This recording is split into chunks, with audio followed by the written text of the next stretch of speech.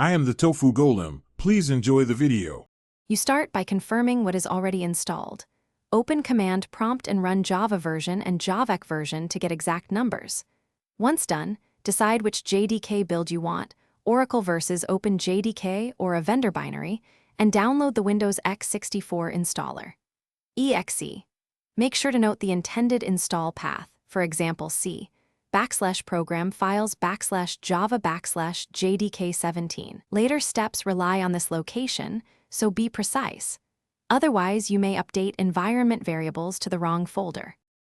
You now run the installer as administrator, accept defaults, and complete installation to the path you recorded. After installation, open System about Advanced System Settings and click Environment Variables. This is where Windows picks up Java.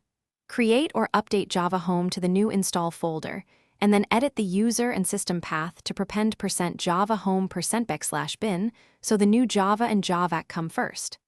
Once done, close terminals you had open so changes propagate. Otherwise, old sessions keep old settings.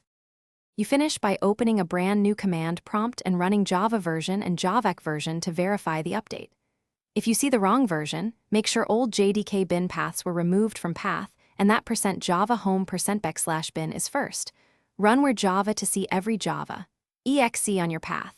If doubts persist, reboot Windows 11 so services pick up the change.